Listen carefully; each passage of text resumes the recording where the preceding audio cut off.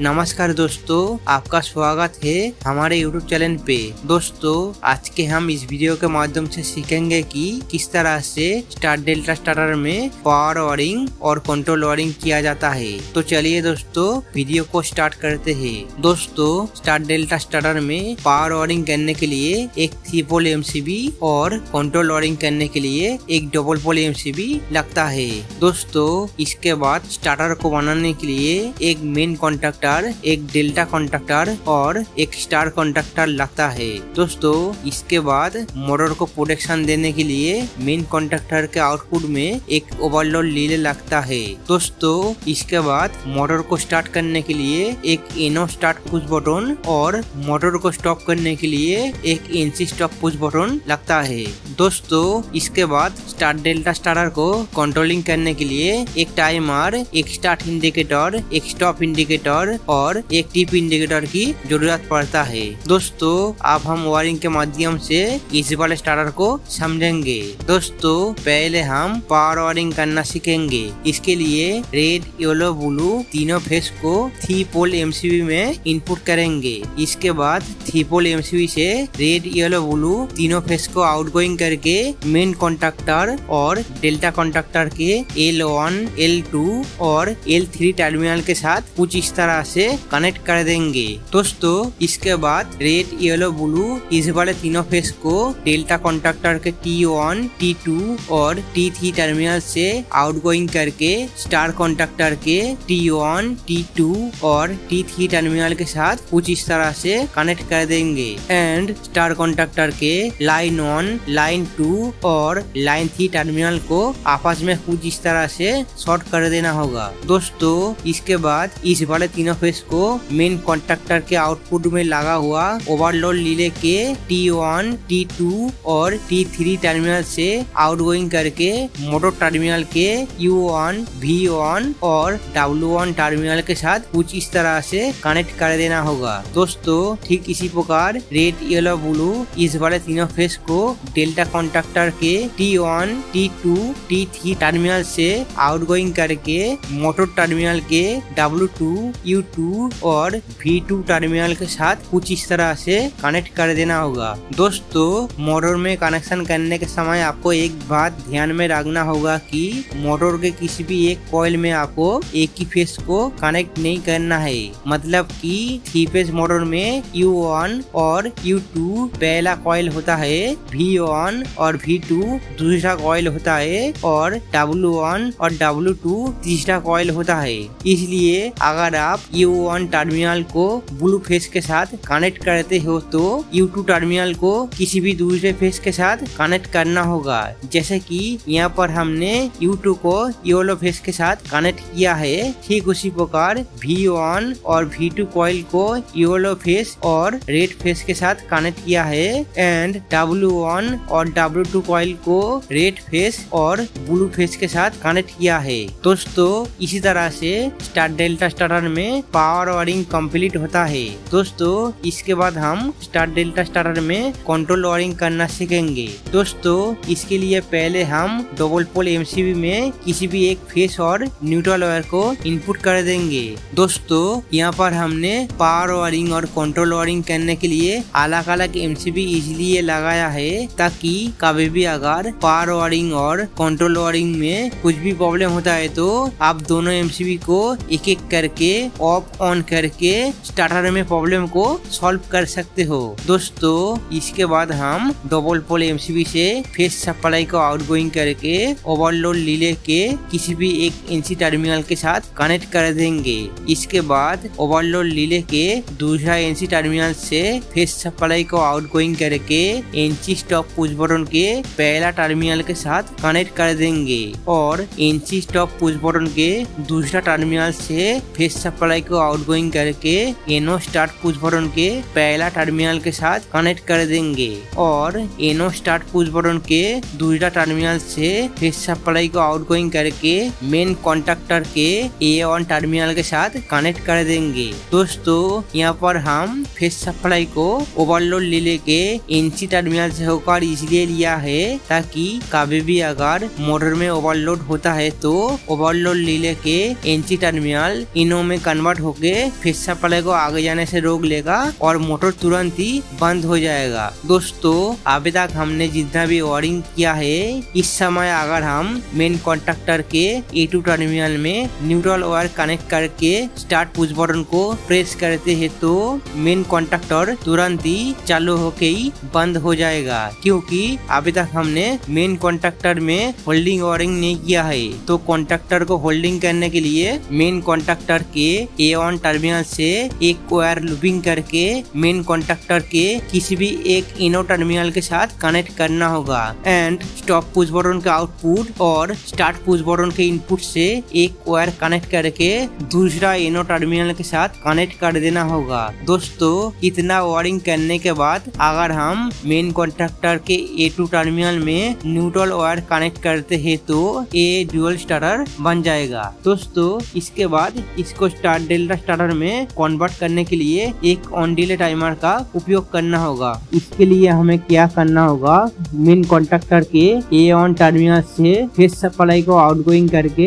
Timer के A1 और common terminal के साथ कनेक्ट कर देना होगा, ताकि मेन कॉन्टैक्टर ऑन होने के साथ साथ टाइमर भी ऑन हो जाए। दोस्तों इसके बाद आगे का वायरिंग करने से पहले आपको एक बात अच्छे से समझना होगा, जैसे कि स्टार्ट डेल्टा स्टार्टर में मोटर को स्टार्टिंग में स्टार कनेक्शन में चलाया जाता है, बाद में मोटर जैसे ही फुल रनिंग कंडीशन में आ जाता है तो तुरंत ही मोटर को डेल्टा कनेक्शन में कन्वर्ट कर दिया जाता है। दोस्तों स्टार्ट डेल्टा स्टार्टर में मोटर को स्टार्टिंग में स्टार कनेक्शन में इसलिए चलाया जाता है ताकि मोटर स्टार्टिंग में कम से कम करंट ले सके और मोटर में टॉर्क कम उत्पन्न हो सके और मोटर धीरे धीरे करके अपने रनिंग कंडीशन में आ सके, जिसके कारण इंडस्ट्री के अंदर बिजली का बचत हो सके और मोटर का लाइफ भी बढ़ जाता है। दोस्तों अगर हम स्टार्टिंग में ही मोटर को डेल्टा कनेक्शन में चलाते हैं तो मोटर शुरुआत में ही ज्यादा करंट ले लेगा और मोटर में टॉर्क भी ज्यादा उत्पन्न होगा, जिसके कारण बिजली का खपत ज्यादा होगा एंड इंडस्ट्री के अंदर और भी उपकरण के ऊपर इसका इफेक्ट पड़ेगा और मोटर का लाइफ भी कम हो जाएगा। इसलिए स्टार्ट डेल्टा स्टार्टर में मोटर को स्टार्टिंग में स्टार कनेक्शन में चलाया जाता है, बाद में मोटर फुल रनिंग कंडीशन में आने के बाद मोटर को डेल्टा कनेक्शन में कन्वर्ट कर दिया जाता है। दोस्तों मोटर को शुरुआत में स्टार कनेक्शन में चलाने के लिए आपको क्या करना होगा, टाइमर के एनसी टर्मिनल से एक वायर कनेक्ट करके डेल्टा कॉन्टैक्टर के किसी भी एक एनसी टर्मिनल के साथ कनेक्ट करना होगा। इसके बाद डेल्टा कॉन्टैक्टर के दूसरा एनसी टर्मिनल से सप्लाई को आउटगोइंग करके स्टार कॉन्टैक्टर के A1 टर्मिनल के साथ कुछ इस तरह से कनेक्ट कर देना होगा। दोस्तों ठीक इसी प्रकार टाइमर के एनो टर्मिनल से एक वायर कनेक्ट करके स्टार कॉन्टैक्टर के किसी भी एक एनसी टर्मिनल के साथ कनेक्ट करना होगा। इसके बाद स्टार कॉन्टैक्टर के दूसरा एनसी टर्मिनल से सप्लाई को आउटगोइंग करके डेल्टा कॉन्टैक्टर के A1 टर्मिनल के साथ कनेक्ट कर देना होगा। दोस्तों स्टार कॉन्टैक्टर और डेल्टा कॉन्टैक्टर के बीच में इसी तरह के वायरिंग को इंटरलॉकिंग कनेक्शन बोला जाता है। दोस्तों इन दोनों कॉन्टैक्टर के बीच में इंटरलॉकिंग कनेक्शन इसलिए किया जाता है ताकि मेन कॉन्टैक्टर ऑन होने के साथ साथ at a time star contactor और डेल्टा कॉन्टैक्टर में से किसी भी एक कॉन्टैक्टर ही ऑन हो सके। दोस्तों स्टार्टिंग में अगर मेन कॉन्टैक्टर के साथ साथ स्टार कॉन्टैक्टर भी ऑन होता है तो डेल्टा कॉन्टैक्टर स्टॉप रहना चाहिए। इसके बाद जैसे ही मोटर अपने रनिंग कंडीशन में आता है तो टाइमर आपने सेट किया हुआ टाइम कंप्लीट करके मोटर को डेल्टा कॉन्टैक्टर के साथ कनेक्ट कर देता है और मोटर डेल्टा कनेक्शन में चलने लगता है। दोस्तों आप हम समझ लेते हैं कि इंटरलॉकिंग सिस्टम कैसे काम करता है।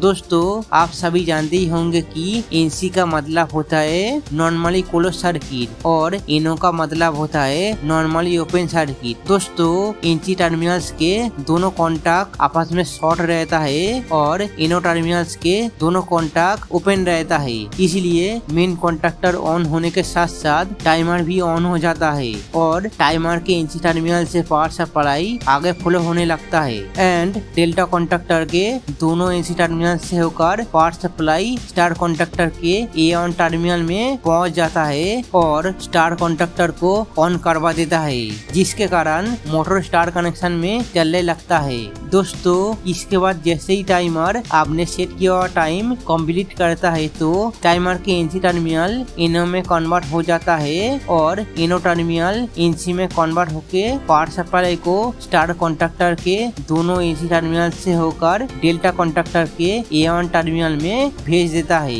और मोटर डेल्टा कनेक्शन में कन्वर्ट हो जाता है। दोस्तों आई होप कि स्टार डेल्टा स्टार्टर में इंटरलॉकिंग सिस्टम कैसे काम करता है आपको समझ में आ गया होगा। दोस्तों इसके बाद सर्किट को कंप्लीट करने के लिए आपको DPMCB से न्यूट्रल वायर को आउटगोइंग करके मेन कॉन्टैक्टर के A2 टर्मिनल, डेल्टा कॉन्टैक्टर के A2 टर्मिनल, स्टार कॉन्टैक्टर के A2 टर्मिनल और टाइमर के A2 टर्मिनल के साथ कुछ इस तरह से कनेक्ट कर देना होगा। दोस्तों इसके बाद हमें क्या करना होगा, स्टार्टर किस कंडीशन में है उसको देखने के लिए हमें स्टार्टर में इंडिकेटर की कनेक्शन करना होगा। दोस्तों पहले हम ट्रिप इंडिकेटर की कनेक्शन करेंगे। इसके लिए हमें क्या करना होगा, ओवरलोड रिले के जिस भी एनसी टर्मिनल में फेज सप्लाई इनपुट हुआ है उसी एनसी टर्मिनल से एक वायर लूपिंग करके ओवरलोड रिले के किसी भी एक एनओ टर्मिनल के साथ कनेक्ट कर देना होगा और ओवरलोड रिले के